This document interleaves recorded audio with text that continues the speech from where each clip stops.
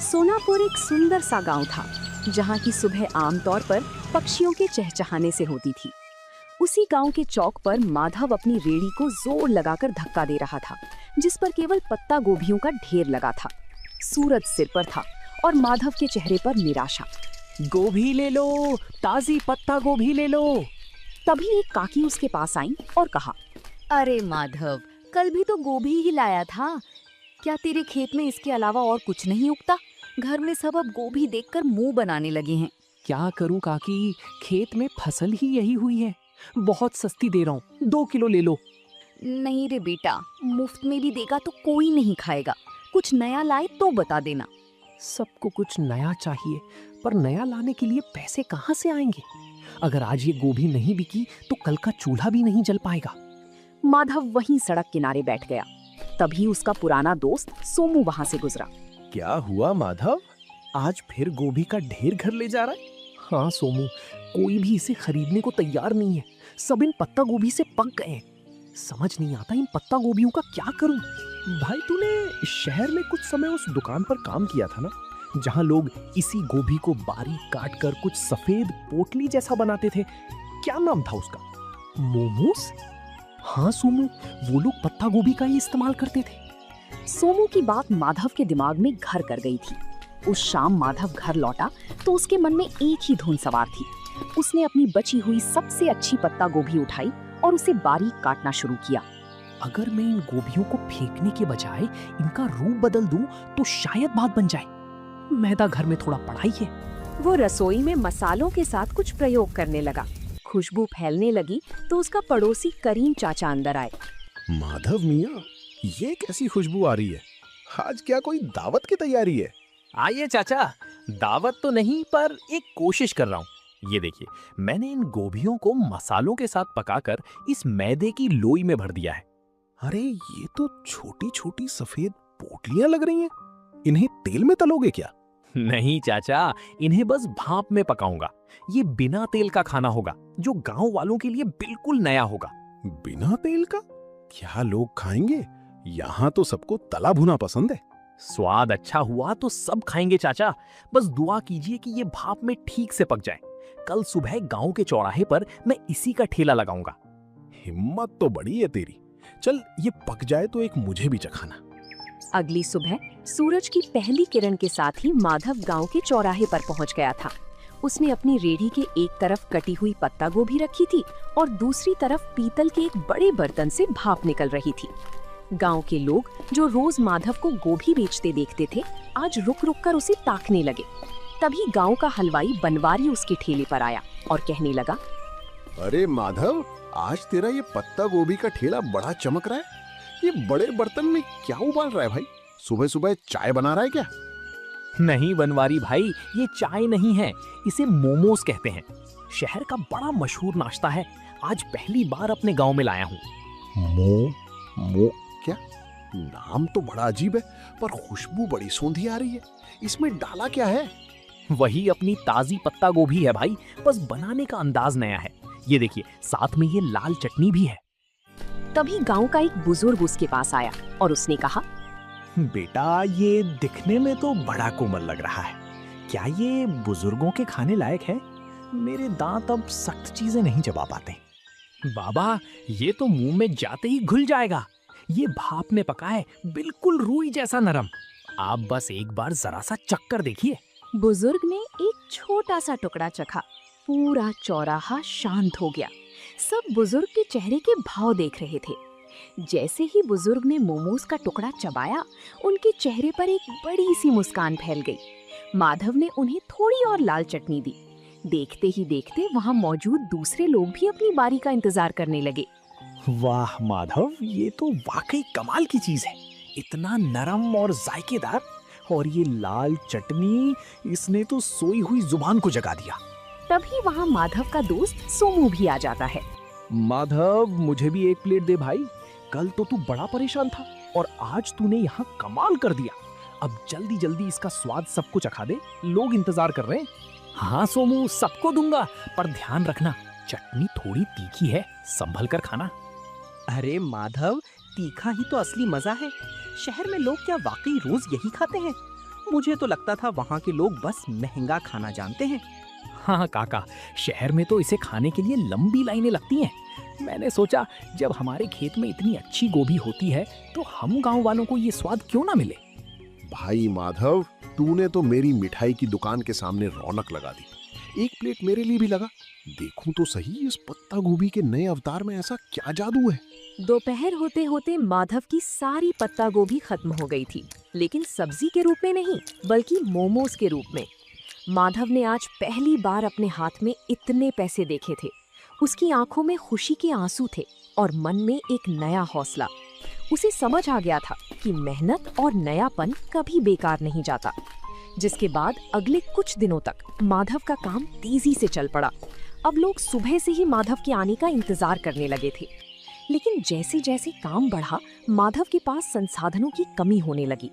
उसके पास सिर्फ एक छोटा बर्तन था और अकेले सारा काम करना उसके लिए मुश्किल होता जा रहा था। गोभी काटना, मैदा गूंथना, फिर उसे बेलना और फिर भाप देना, अकेले करते करते हाथ जवाब देने लगे हैं। पर अगर रुक गया तो लोग निराश हो जाएंगे। तभी करीम चाचा उसके पास आते हैं और कहते हैं, क्या बात है माधव मियाँ, काम कैसा चल रहा है? आज चेहरे पर वो चमक नहीं है जो हमेशा रहती है। काफी थके थके से भी लग रहे हो। चाचा, काम तो बहुत है पर हाथ सिर्फ 2 हैं। लोग को मेरे हाथों के मोमोज बहुत पसंद आने हैं और अब वे उसे ज्यादा मात्रा में मांग रहे हैं। और मेरे पास बर्तन इतना छोटा है कि एक बार में सिर्फ 10-12 मोमोज ही बन पाते हैं। अरे ये तो बहुत अच्छी बात है। अगर बरकत हो रही है तो घबराता क्यों है? शहर जा और एक बड़ा स्टीमर लेकर आ। और सुन, सारा काम अकेले क्यों करता है, किसी को साथ लगा ले। पैसे तो आ रहे हैं चाचा, पर क्या ये काम टिकेगा? कहीं लोग 4 दिन बाद ऊब गए तो मेरी सारी कमाई डूब जाएगी। मेहनत कभी नहीं डूबती बेटा। तूने साधारण सी पत्ता गोभी को पहचान दिलाई है। अब खुद को एक बड़ा व्यापारी बनाने की सोच। करीम चाचा की सलाह मानकर माधव ने अगले दिन अपनी रेहड़ी नहीं लगाई। वो पास के बड़े कस्बे के बाजार गया। वहाँ की भीड़ भाड़ देखकर उसे अपने पुराने दिन याद आ गए, जब वो दूसरों की दुकानों पर काम करता था। आज वो अपनी खुद की दुकान के लिए सामान खरीदने आया था। आइए भाई साहब, क्या दिखाऊं? होटल के लिए बर्तन चाहिए या घर के लिए? मुझे मोमोज बनाने वाला सबसे बड़ा 3 मंजिला बर्तन चाहिए। और हाँ, एक ऐसी मशीन भी देना जिससे सब्जियां बहुत बारीक कट सके। बड़े बर्तन की मांग तो बहुत है। आप कहाँ से आए हैं? शहर में दुकान खोल रहे हैं क्या? नहीं साहब, गांव में मेरा छोटा सा मोमोज बेचने का काम है। वहाँ लोगों को उसका स्वाद बहुत पसंद आ रहा है। ये तो बड़ी अच्छी बात है। ये लीजिए, ये स्टील का सबसे बढ़िया बर्तन है। इसमें एक साथ 50 मोमोज आराम से बन जाएंगे। और ये रही आपकी नई मशीन। इससे आपकी मेहनत आधी हो जाएगी। शुक्रिया। अब गांव लौटकर मुझे सिर्फ खाना नहीं बनाना बल्कि अपने काम को और बेहतर बनाना है। कल से गांव वालों को मोमोज खाने के लिए इंतजार नहीं करना पड़ेगा। माधव जब नए बर्तनों के साथ गांव लौटा तो शाम हो चुकी थी। रास्ते में उसने ढेर सारी पत्ता गोभी खरीदी। उसे पता था कि अब उसका संघर्ष एक नए मुकाम पर पहुंच चुका है। उसने रात भर जागकर नए बर्तनों को साफ किया और अगले दिन की तैयारी की। अगली सुबह जब माधव चौराहे पर पहुंचा तो उसकी रेहड़ी का नजारा बदला हुआ था। 3 मंजिलों वाला ऊंचा स्टील का स्टीमर सूरज की रोशनी में चमक रहा था। गांव वाले ये नया अजूबा देखने के लिए जमा हो गए। माधव के चेहरे पर एक नई चमक थी, क्योंकि अब उसे ग्राहकों को इंतजार नहीं कराना पड़ता था। वाह भाई माधव, ये क्या रॉकेट ले आया आज? ये तो बड़ा आलीशान लग रहा है। रॉकेट नहीं है सोमू भाई, ये 3 मंजिला स्टीमर है। अब एक साथ कई लोग मोमोज खा पाएंगे। कल तक तुम लोग शिकायत करते थे ना कि देर लगती है, लेकिन अब इसकी मदद से नहीं लगेगी। अरे भाई, बर्तन तो बड़ा कर लिया, पर क्या स्वाद वही रहेगा? अक्सर काम बढ़ने पर लोग जायका भूल जाते हैं। भनवारी भाई, जायका तो मेरी मेहनत में है, बर्तन में नहीं। आप बस देखते जाइए। आज मैंने चटनी में एक खास चीज और मिलाई है, खेत का ताजा पुदीना। माधव, सुना है तूने कस्बे से कोई मशीन भी मंगवाई है? क्या अब मशीन से खाना बनाएगा? नहीं काका, मशीन सिर्फ सब्जियां बारीक काटने के लिए है। मेहनत तो अभी भी इन हाथों की ही रहेगी। मशीन से बस मेरा समय बचेगा ताकि मैं आप सबको गर्मा गर्म खाना खिला सकूं। उस दिन माधव की रेहड़ी पर इतनी भीड़ थी कि गांव का मुख्य रास्ता जाम होने लगा। माधव बड़ी फुर्ती से हाथ चला रहा था। वो पत्ता गोभी की फिलिंग भरता, उन्हें आकार देता और स्टीमर में सजाता। कुछ ही मिनटों में भाप के साथ मोमोज तैयार हो जाते। तभी गांव के पटवारी जी अपनी गाड़ी से वहां रुके। माधव, ये क्या शोर मचा रखा है तुमने? पूरा गांव यहीं जमा हो गया है क्या? प्रणाम पटवारी जी, कुछ नया शुरू किया है। ये पत्ता गोभी के मोमोज हैं। आप भी जरा चक्कर देखिए, फिर बताइएगा कि गांव में ये कैसा लग रहा है। पटवारी जी ने जैसे ही एक निवाला खाया तो उन्होंने कहा, वाकई मैंने शहर में कई जगह के मोमोज खाए हैं, पर तुम्हारी ये पत्ता गोभी की फिलिंग और ये देसी पुदीने वाली चटनी, इसका कोई जवाब नहीं। तुमने तो कमाल कर दिया। शुक्रिया साहब, बस सोच रहा था कि अपनी गोभी को फेंकने से अच्छा है उसे इस तरह लोगों तक पहुंचाया जाए। माधव, अगले हफ्ते तहसील के कुछ बड़े अधिकारी गांव आ रहे हैं। क्या तुम उनके लिए भी ऐसा कुछ इंतजाम कर सकते हो? मैं चाहता हूँ वो देखें कि हमारे गांव के युवक कितने मेहनती हैं। ये तो मेरे लिए सौभाग्य की बात होगी साहब। मैं उनके लिए सबसे बेहतरीन मोमोज तैयार रखूंगा। माधव के लिए ये सिर्फ एक ऑर्डर नहीं था, बल्कि उसके हुनर को मिलने वाली सरकारी पहचान की शुरुआत थी। उस रात माधव ने चैन की नींद ली, क्योंकि अब वो सिर्फ एक गरीब सब्जी वाला नहीं, बल्कि गांव का मोमोज मैन बन चुका था। पटवारी जी का वादा माधव के लिए एक बहुत बड़ी चुनौती और अवसर दोनों था। तहसील के अधिकारियों का आना कोई छोटी बात नहीं थी। माधव ने तय किया कि वो इस मौके को हाथ से जाने नहीं देगा। उसने अपने छोटे से रसोई घर को साफ किया और अपनी रेहड़ी को अच्छे से सजाया। माधव बेटा, कल का दिन बहुत बड़ा है। सुना है शहर से बड़े साहब लोग आ रहे हैं। क्या तूने सारी तैयारी कर ली? हाँ चाचा, मैंने आज सुबह ही खेत से सबसे ताजी और कोमल पत्ता गोभी तोड़ी है। मैं नहीं चाहता कि स्वाद में जरा भी कमी रहे, बस थोड़ा डर लग रहा है। डर कैसा? तूने तो पूरे गांव का दिल जीत लिया है। वो तो फिर भी बाहर के लोग हैं। बस अपनी सादगी और सफाई का ध्यान रखना। सोमू, तू कल मेरी मदद करेगा? मुझे प्लेटें लगाने और पानी पिलाने के लिए किसी भरोसेमंद इंसान की जरूरत होगी। तू चिंता क्यों करता है भाई? मैं सुबह ही पहुंच जाऊंगा। हम दिखा देंगे कि हमारे गांव का स्वाद किसी बड़े शहर के होटल से कम नहीं है। दोपहर का समय था। तहसील के अधिकारी अपनी गाड़ियों से गांव की चौपाल पर पहुंचे। पटवारी जी ने गर्व के साथ माधव की रेहड़ी की ओर इशारा किया। माधव के चेहरे पर एक विनम्र मुस्कान थी। उसने बड़ी ही सफाई से अधिकारियों के सामने गर्मा गर्म मोमोज परोसे। पटवारी जी, मैंने सुना था कि यहाँ का कोई युवक बहुत अच्छा काम कर रहा है।